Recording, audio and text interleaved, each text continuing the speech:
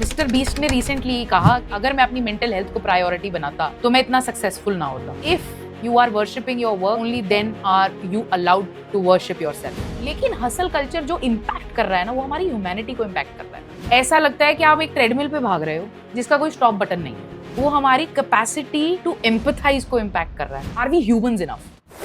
हाय everybody, नमस्ते, I M मनप्रिया। अगर आप नए हो इस चैनल पे तो मैं आपको बता दूं, हम यहाँ पे लाइफ को जीना सीखते हैं, काम करना सीखते हैं बिना बर्नआउट के, बिना स्ट्रेस के।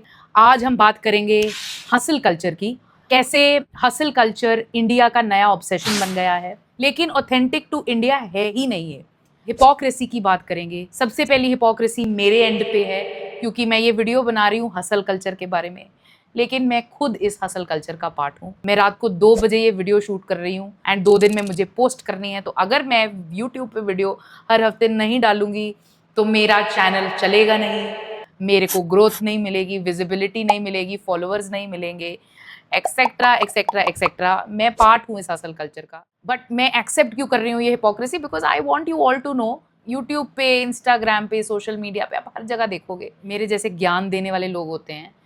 It just feels like they have it all sorted. They're living the best life. I'm definitely living a great life. Pursuit चलता है हर वक्त to make the great life, to make the great work environment even better. तो I'm not better than anybody else. शुरू कैसे हुआ ये boom हुआ 70s और 80s में सिलिकॉन वैली में। अमेरिका में सिलिकॉन वैली है जहाँ पे बड़ी बड़ी टेक कंपनीज हैं। तो वहाँ पे बैज ऑफ ऑनर बन गया अपने आप को रगड़ना, 2400 घंटे काम करना और इतनी बड़ी कंपनीज बिल्ड करना। बढ़िया बात है, we need all of these spaces also. क्या उनका माइंडसेट, क्या उनका कल्चर टॉक्सिक होना जरूरी है?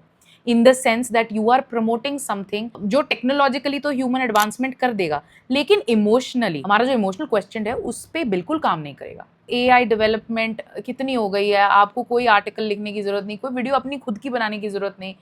Everything is automised, everything is delivered within minutes. नाना क्या है?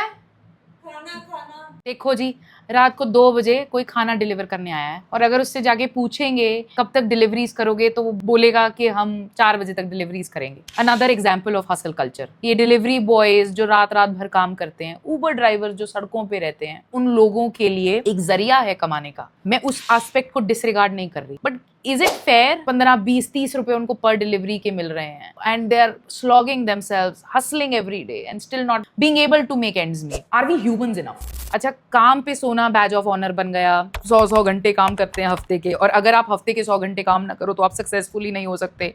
ये सारी चीजें हुई 70s 80s में। फिर आया इंडिया का IT boom 2000s। India IT boom came. अब दैट इज व्हेन ये American hustle culture from Silicon Valley ये परमिएट किया इंडिया के अंदर। उनको लोगों की जरूरत थी, काम करने वाले लोगों की जरूरत थी, आईटी जॉब्स बनी, कॉल सेंटर्स बने। अब ये सारी जो चीजें बनी, they were working on American time. अब अमेरिकन टाइम काम कर रहे थे तो रात भर काम कर रहे थे। इनकन्वीनियंस मिटाने के लिए कंपनीज ने ट्रैवल दे दिया, इंसेंटिव्स दे दिया कि करो जी रात भर काम करो। That IT boon became a bane for us. Everything has two sides to the coin. There are bad things and there are good things. 2000 के बाद IT boom के बाद क्या आया हमारे देश में? आया स्टार्टअप कल्चर। स्टार्टअप कल्चर आया, पैसा रेज करो, बड़ा करो काम को और बड़ा करो काम को। प्रॉफिट तो बाद में देखेंगे, पहले कैश बर्निंग देखेंगे। कैश बर्न करते करते बड़ा करो, इवेंचुअली कभी प्रॉफिटेबल हो जाएगी company.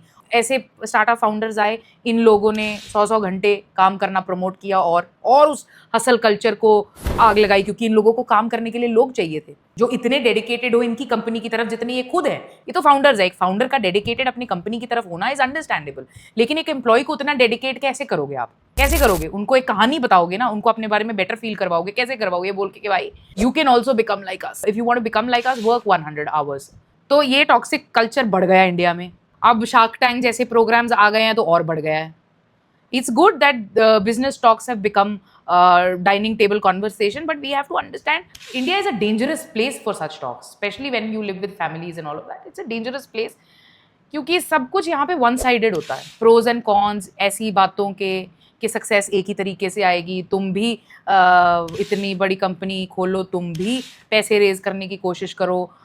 This is not for everybody. Shark tank I personally feel is a very toxic show. अब ये हसल कल्चर डेंजरस क्यों है? कि हसल कल्चर जो कभी एक सिलिकॉन वैली में था, ठीक है, फिर ये लिंक्डइन, फेसबुक पे दिखा हमें, अब ये एवरीडे रील्स और इंस्टाग्राम पे है ये हसल कल्चर, ठीक है। वहां से ये हमारे घरों में घुस गया है। You are only worth something if you keep slogging. जब तक आप अपनी बैंड नहीं बजवा देते काम कर करके, तब तक आप किसी भी चीज के लायक नहीं हो। And that's a dangerous premise to be a part of. अभी ऐसा लगता है कि हम जीते हैं काम करने के लिए, और बीच में जितनी ब्रेक्स मिलती हैं हमें काम के बीच में, फिर हम जीते हैं, उन ब्रेक्स के बीच में जीते हैं। जबकि होना क्या चाहिए कि हम जिए और फिर बीच बीच में काम करें। You get up, you work, you eat, you sleep, and the grind goes on. Mister beast ने रिसेंटली कहा कि अगर मैं अपनी मेंटल हेल्थ को प्रायोरिटी बनाता तो मैं इतना सक्सेसफुल ना होता। If my mental health was a priority, I wouldn't be as successful as I am. मुझे ये बात भी बहुत टॉक्सिक लगी। मुझे लगता है मैं बहुत सक्सेसफुल हूँ, मैं अपनी मेंटल हेल्थ को देती हूँ प्रायोरिटी। हूँ मैं इस टाइम पे hypocrite, but a lot of the times मैं अपनी मेंटल हेल्थ को काफी प्रायोरिटी देती हूँ। मैं थी इसी का मैं पार्ट थी, और मैंने रीराइट की अपने लिए ये चीजें। फिंगरप्रिंट वाली बात है ना, अगर फिंगरप्रिंट हम सबका अलग है तो सक्सेस ग्रोथ का तरीका कैसे सेम हो सकता है सबके लिए? It's ridiculous. Great, Mister Beast will have a billion followers, great for him. If that makes him feel good about himself, then great. तो for a common person all of this jargon बहुत confusing है। क्या filter करो, क्या सुनो, क्या सीखो, क्या छोड़ो? ऐसा लगता है कि आप एक ट्रेडमिल पे भाग रहे हो जिसका कोई स्टॉप बटन नहीं है, बस भागते ही चले जा रहे हो। आज डेस्टिनेशन है कि इतनी बड़ी कंपनी करनी है, फिर डेस्टिनेशन की उससे बड़ी करनी है, फिर उससे बड़ी करनी है। There are no other aspects to life, because if you are worshipping your work, only then are you allowed to worship yourself. अब ये हसल कल्चर से निकलें कैसे? There are ways to get out of it. सबसे पहली चीज, एक अपना रेज्यूमे बनाओ, सीवी बनाओ, लेकिन जॉब लेने के लिए सीवी नहीं, लाइफ का सीवी बनाओ। उसमें लिखो आपकी हॉबीज क्या हैं, क्या करना अच्छा लगता है, आपके रिलेशनशिप्स कौन से हैं, how kind have you been in your day. लिखना नहीं है तो सोच लो, ठीक है, व्हाट फुलफिल्स यू। दूसरी चीज जो आप हसल कल्चर से निकलने के लिए कर सकते हो, इज अपना फाइनेंशियल बफर क्रिएट करो। ठीक है, ये मैंने किया अपने साथ, बिकॉज मेरी ग्राइंड अनस्टॉपेबल हो गई थी। I just wanted to keep growing my business, ठीक है, एंड मेरी मेंटल हेल्थ पे बहुत असर हो गया था उस चीज़ का। तो मैंने क्या किया, मैंने कहा ओके ठीक है यार, मेरे एक्सपेंडिचर ये है, मेरे को सेव इतना करना है, तो मेरा ये इतना ही मुझे चाहिए, तो मैं क्यों इतना ग्राइंड कर रही हूँ? लेट मी फिगर आउट कि मुझे क्या लगता है अच्छा करना। मुझे लगता है एजुकेट करना अच्छा लगता है, that's why I am here. तो मैंने जो मेरा बिजनेस था उसको रीवर्क करके उसका फाइनेंशियल, अपने लिए फाइनेंशियल बफर क्रिएट किया, and I am here doing something that I want to do. तीसरी चीज जो आप करोगे, ये जो कल्चर है जो फ्लेक्स करता है ओवर वर्किंग को, स्ट्रेस्ड आउट वर्किंग को, रात को 2-2 बजे काम करना, छुट्टी हो गई फिर काम करना, ये सारी चीज़ों का जो कल्चर बन गया है, इसको चैलेंज करो। इसके साथ भेड़ बकरी बन के मत चलते रहो, इसको चैलेंज करो। चौथी चीज़, do any kind of service, show any kind of kindness.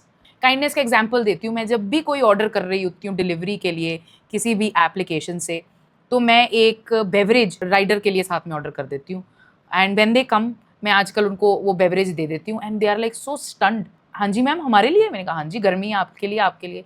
And they can't believe 20 रुपए की बेवरेज किसी का दिन बना रही है, दे कांट बिलीव काइंडनेस। लेकिन हसल कल्चर जो इम्पैक्ट कर रहा है ना, वो हमारी ह्यूमैनिटी को इम्पैक्ट कर रहा है, वो हमारी कैपेसिटी टू बी काइंड को इम्पैक्ट कर रहा है। बी काइंड वाली चीज को कैसे इम्पैक्ट कर रहे हैं, इसके साथ में स्टोरी आप लोगों को बताऊंगी और किसी को मिलवाऊंगी। मिलो जी, दिस इज बल्लू। बल्लू के नॉट वॉक, बल्लू चल नहीं सकता है।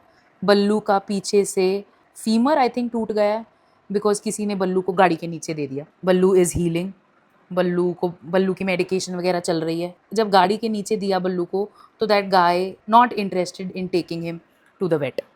उसने बोला थोड़ा सा कि मैं ले जाता हूँ डॉक्टर के पास, कि 5 मिनट वेट किया, फिर उसने देखा लोग इकट्ठे हो गए और फिर वो चला गया। तो वो बंदा तो अपनी रिस्पॉन्सिबिलिटी छोड़ के वहाँ से चला गया। विद इन लाइक 10-15 मिनट्स उस इंसिडेंट के सब फिजल आउट हो गए, सब लोग चले गए।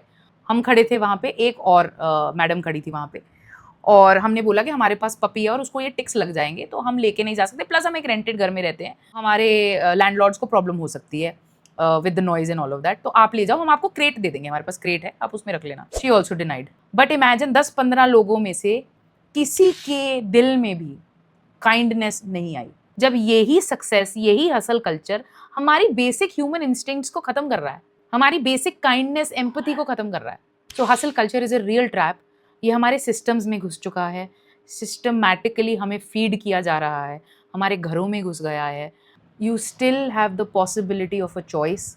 आप सोशल मीडिया के क्लटर से दूर रहो। अगर वहाँ पे कोई स्मार्टली ड्रेस्ड महंगी घड़ी डाल के आपको कुछ कह रहा है, it does not mean anything. वो भाड़े की भाड़े की गाड़ी हो सकती है, कोई भी सच नहीं है सोशल मीडिया पे। क्लटर से दूर रहो, उनकी रियलिटी उनकी रहने दो, अपनी रियलिटी खुद बनाओ।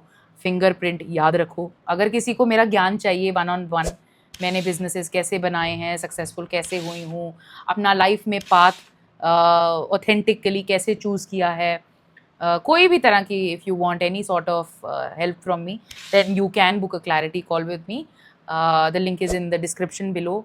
And like I say it at the end of every video, Zindagi Mubarak. This Zindagi is to live and to love and to be kind.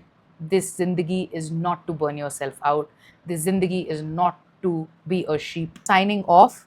I hope I added some value to your lives today. अगर अच्छा लगा तो please like, share and subscribe. Thank you for watching. Love you all.